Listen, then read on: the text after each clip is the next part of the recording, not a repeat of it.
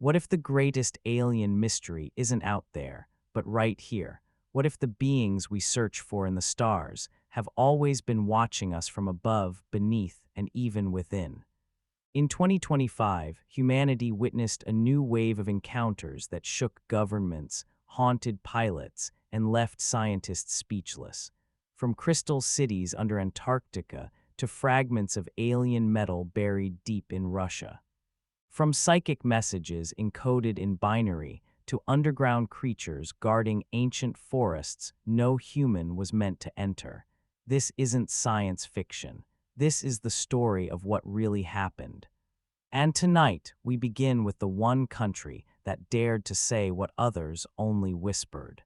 Long before the United States officially admitted to studying UAPs, one South American nation had already taken action.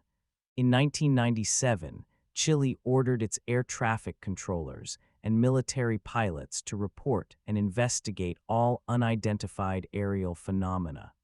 It was a bold move, one that turned Chile into a global leader in UFO transparency. Then came the year 2014. A military helicopter patrolling the coastline near Santiago recorded something impossible. A strange object like a rocket, but with a smoky trail, hovering silently at 4,500 feet. They captured 9 full minutes of high-definition footage. Chile's government studied the video for 2 years. The conclusion, unexplainable, and yet no cover-up, no denial, just truth. Because in South America, the UFO phenomenon is more than a mystery. It's part of their heritage.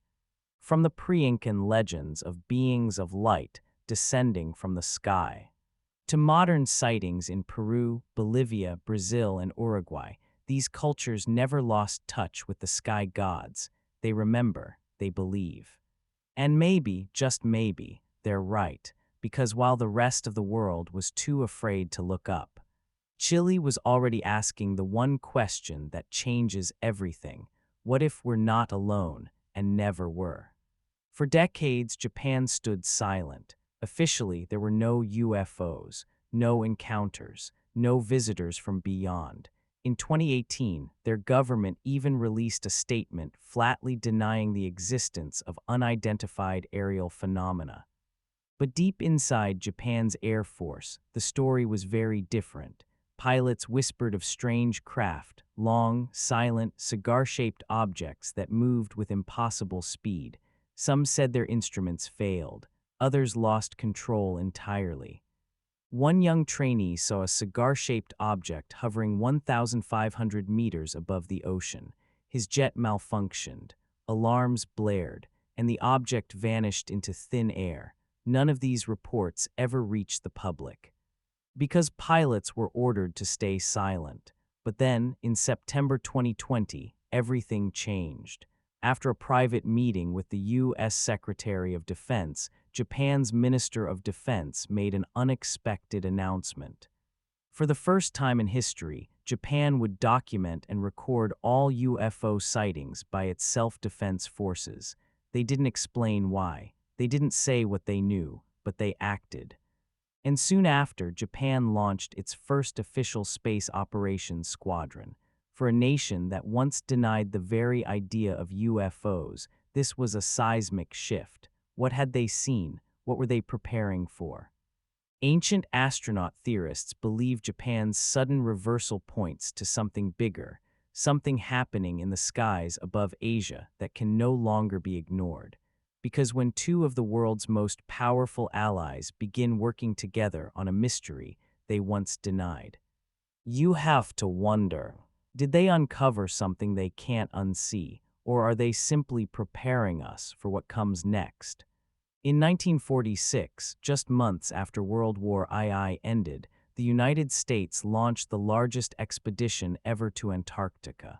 Its leader, Admiral Richard E. Byard, an explorer, a war hero, and one of the first men to fly over both poles.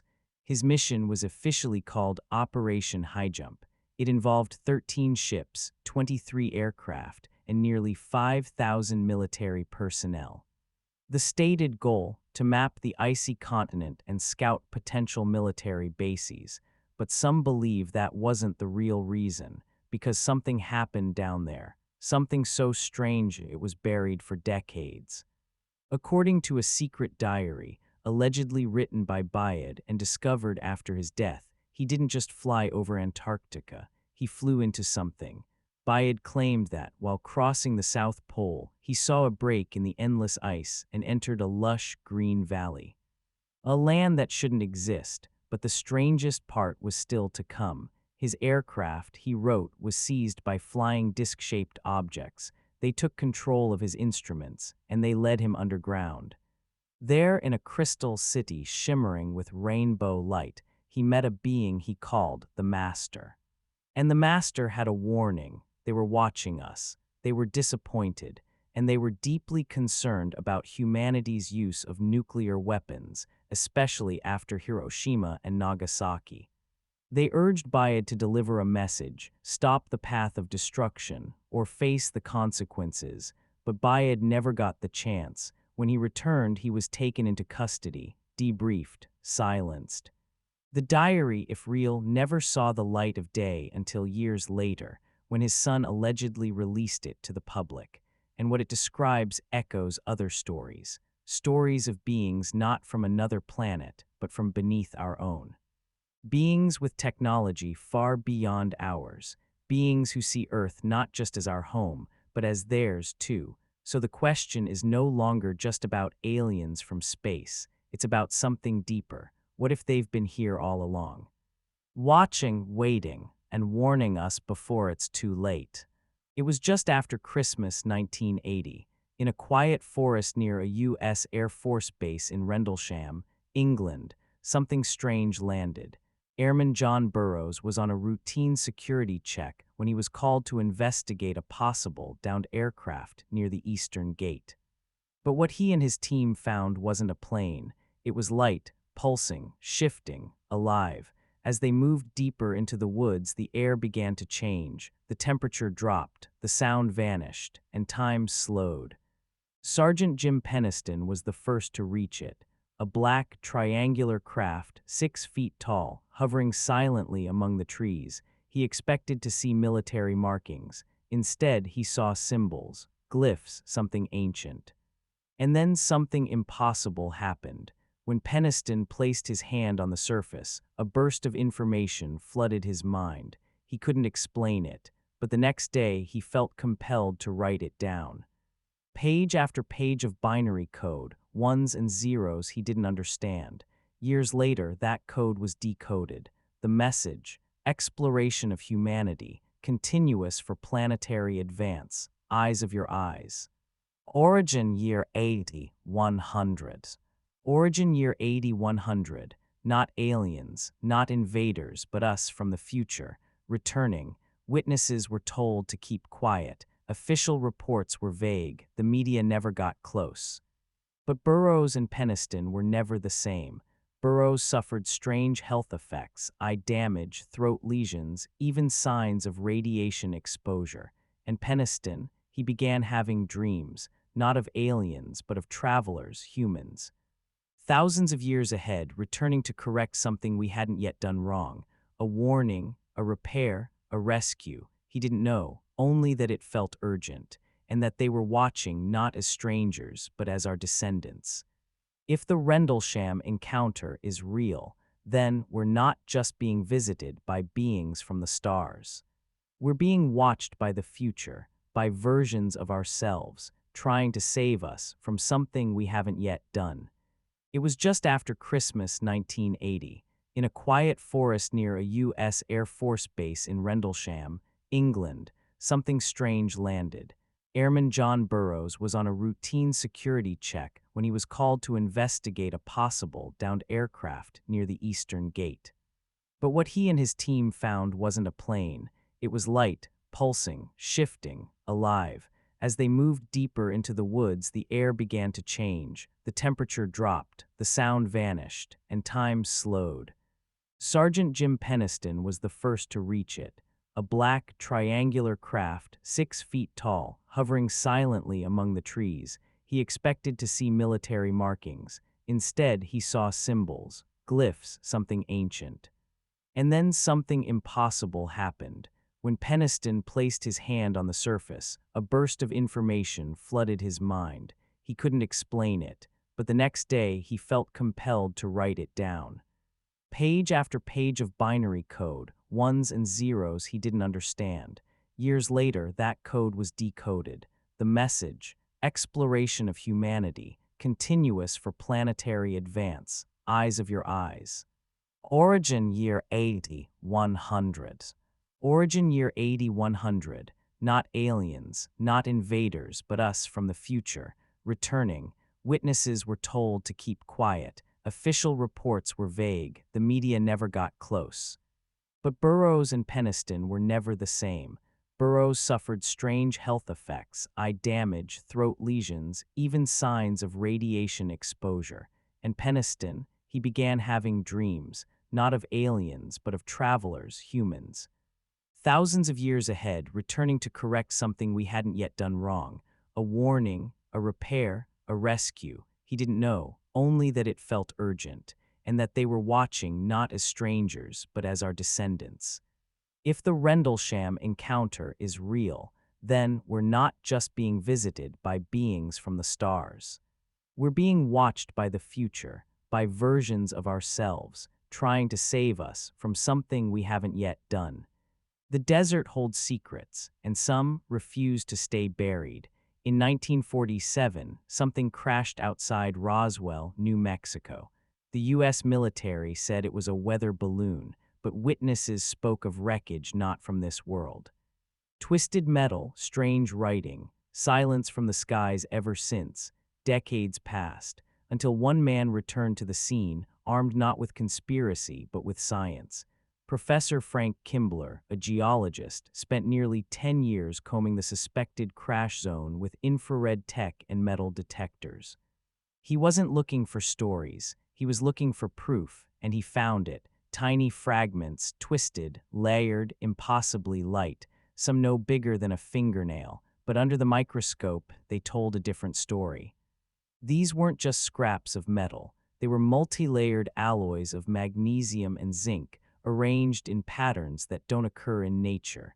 They showed signs of high-temperature impact, of controlled manufacturing, of design. But not human design. Kimbler called them the magic. He wasn't the only one. When ancient astronaut theorist Giorgio Tsoukalos held the fragments in his hand, he said one thing: this was made by someone else. And the most disturbing part, many of the pieces were still pristine, after more than 70 years exposed to wind, rain, and sun.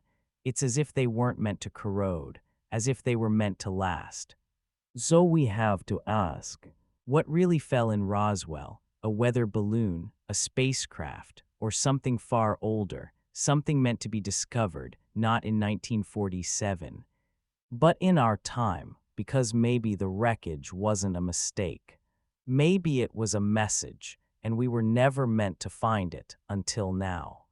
Deep in the jungles of Vietnam, in a place untouched for millions of years, lies a hidden world, a place so vast it has its own clouds, its own river, its own forest. This is San Dune, Earth's largest cave. But what lies inside may be more than just stone and water. In 1991, a local man stumbled upon its entrance by accident. The cliff was steep, the air was heavy, and what he saw was not just a cave. It was a portal. When British scientists finally explored it 2 decades later, they found something astonishing. A cavern taller than skyscrapers, sunlight breaking through collapsed ceilings, rainforest trees growing inside the Earth itself.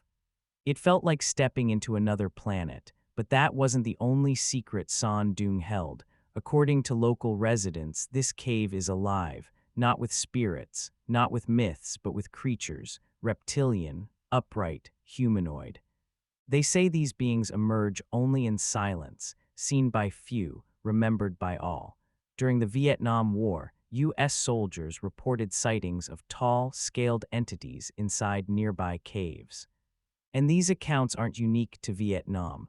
All across the world, from Peru to Turkey to inner China, legends speak of serpent gods and underground beings. the Amaru, the Naga, the Seraphim, winged serpents in ancient texts. Guardians of forbidden knowledge, could these be more than myth? Some believe these creatures are survivors of a pre-human race, driven underground long ago. Others say they are not from Earth at all, but within it. Because not all visitors come from the stars, some come from beneath, and if San Dung is a gate, then the question is no longer where are they hiding, but what are they waiting for? Off the coast of Micronesia, in the middle of the Pacific Ocean, there stands a city built on water, made of stone, and shrouded in silence. Its name is Nan Madol. Archaeologists call it the Venice of the Pacific. But those who have been there, they call it something else, a mystery that shouldn't exist. Nan Madol is made of over 250 million tons of basalt columns. Each log-like stone weighs several tons. And yet they are stacked perfectly, 18 feet long, 40 feet high, forming artificial islets that float on coral reefs. There are no roads, no ramps, no quarries nearby. And when you ask the local elders how these stones got there, they tell you the truth: they flew. According to legend, two giant brothers descended from the sky, levitating the stones across the island and placing them with precision. A myth. Maybe, but there's more. Divers have discovered even older basalt structures beneath the waves, suggesting that Nan Madol may have been built atop a sunken city called Kanamwo. And there's something else. Every single basalt stone in Nan Madol responds to magnets. Run a compass across them, and the needle spins wildly. Some researchers believe Nan Madol was chosen for its electromagnetic field, a vortex, a power spot. A portal. What if this wasn't just a city? What if it was a beacon, an energy hub connecting Earth to something else, something above or beyond? Because the legends are clear, this place wasn't built by humans, it was built with them. By visitors from the sky, for reasons we still don't understand, and maybe, just maybe, it still functions, waiting for the day we remember how to use it. In the rugged wilderness of Russia's Ural Mountains, geologists were searching for gold. What they found was something far more valuable and far more mysterious: tiny coils, microscopic springs. Spirals of metal no wider than a human hair, thousands of them, buried over 30 feet underground, made not of copper or iron, but of tungsten and molybdenum, materials so durable they're used today in NASA spacecraft. But these weren't modern. They were found deep in sediment, dated to over 50,000 years ago. Let that sink in. Microscopic metal components. Possibly older than the last ice age. Some scientists dismissed it. Others called it contamination, but a growing number of researchers believe otherwise, because under an electron microscope, these coils looked machined, engineered, artificial, and eerily similar to the same materials found at the Roswell crash site. Same metals, same layering, same impossible precision. So how do we explain it? Was this a probe, a drone? A failed mission from an alien intelligence that reached Earth tens of thousands of years before Roswell? Or could this be something even stranger? Evidence that Earth was visited long before we were ready, long before the pyramids, long before writing, when the only witnesses were ancient skies and silent stone. The Ural coils are not just a mystery of metallurgy, they are a fracture in time, a whisper from a forgotten age, and a reminder that history is not always written in books. Sometimes it's buried in the ground, waiting to be rediscovered. In the shadow of Mount Adams, Washington State, strange lights dance across the night sky. For over 30 years, EETI Ranch, short for Enlightened Contact with Extraterrestrial Intelligence, has drawn scientists, skeptics, and believers alike. But they don't just use telescopes. They use the mind, remote viewing, an ability once tested by military intelligence, now used by EETI to see what cameras can't. Two remote viewers seated in a sealed room are given nothing but an 8-digit number. They don't know what it means. And yet, while the International Space Station passes overhead, they both sketch nearly identical images. Rectangular structures, metallic shapes, light, then something else appears, fast, untracked, not a satellite, not an aircraft, something that moved then vanished. And the radar, silent, the sky, clear, the mind, awake. At EETI, they believe contact doesn't happen through signal. It happens through awareness, that we are not just observers of the phenomenon.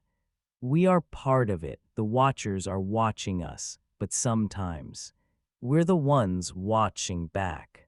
Maybe the truth was never hidden. Maybe we were simply trained not to see it, but now we're remembering, and that changes everything.